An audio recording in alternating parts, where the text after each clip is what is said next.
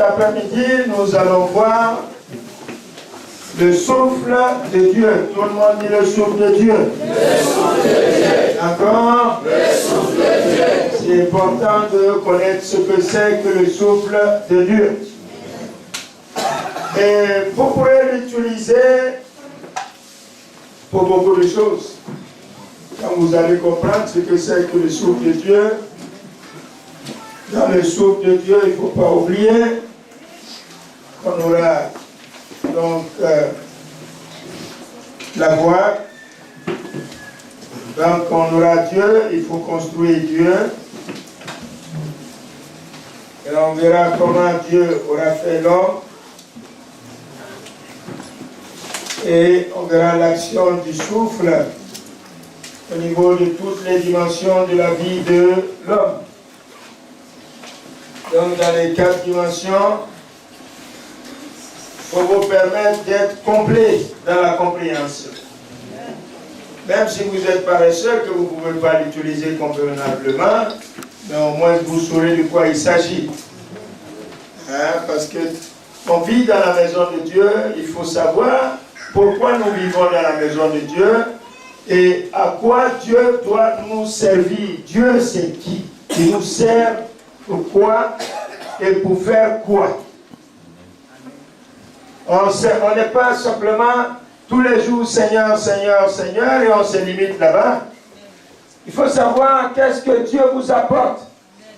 Est-ce que c'est vrai cette histoire? Est-ce que c'est faux? On ne va pas simplement aller à l'église et on nous dit il faut croire seulement. Il faut croire seulement. Vous aussi vous devriez vérifier. Qu'est-ce que c'est que l'église? Pourquoi ça nous rassemble? À quoi ça va nous servir? C'est quand vous comprenez que vous pourrez vivre votre christianisme. Est-ce que je me fais bien comprendre? Aujourd'hui, nous subissons beaucoup de douleurs, de problèmes, d'injustice de la part du diable en plus qui profite de notre ignorance pour nous traîner dans la boue, pour nous écraser. Et parfois, il nous convainc d'ailleurs de certaines vérités qu'on croit être vraies et qui n'est même pas du tout vraies. Parce que Dieu n'a jamais prévu que nous soyons comme nous sommes. J'ai pas entendu? J'ai dit, j'ai pas entendu? Parfois, nous croyons qu'on est né pour être pauvre parce que ton père est pauvre, ta mère est pauvre. Tu vois tout le monde pauvre. Il te laisse à penser à quoi? À la pauvreté. Et tu crois que vous êtes né pour être pauvre, mais tout le monde dit non, Satan.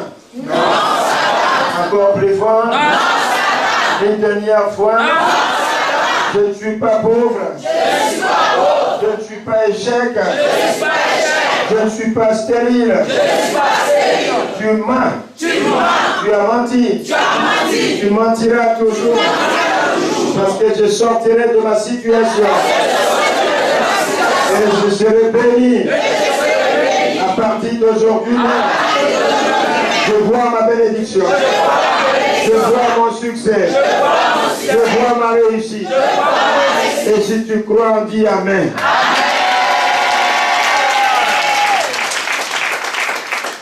Vous comprenez que nous arrivons pour jouer avec le diable. Nous allons jouer avec le diable. Nous allons faire les jeux du diable et nous allons le faire asseoir à sa place. J'ai pas entendu? J'ai dit j'ai pas entendu? J'ai dit bien j'ai pas entendu là-haut? Il faut faire taire le diable dans toutes ses dimensions. Vous êtes des enfants de Dieu, vous devriez vous plaire, vous devriez vous réjouir, vous devriez être fiers de vous, parce que vous avez la victoire auparavant. Les gens, ils ont pensé qu'ils vont nous écraser tout le temps. Il y a un jour, ça s'arrête. Je dis, il y a un jour, ça doit s'arrêter. Je dis, il y a un jour, il doit reculer. Il y a un jour, il doit fuir devant nous. Il y a un jour, nous aussi, nous devrons sortir. Nous devrons sortir devant les autres. Nous devrons sortir avec pantalon propre quand même. Il y a un jour on porte une robe belle à voir. Il y a un jour on doit porter une nouvelle chemise. Il y a un jour on doit avoir une voiture. Il y a un jour on doit avoir une maison. Il y a un jour on doit avoir un homme. Il y a un jour on doit avoir une femme. Et si tu crois, lève-toi et dis merci Jésus.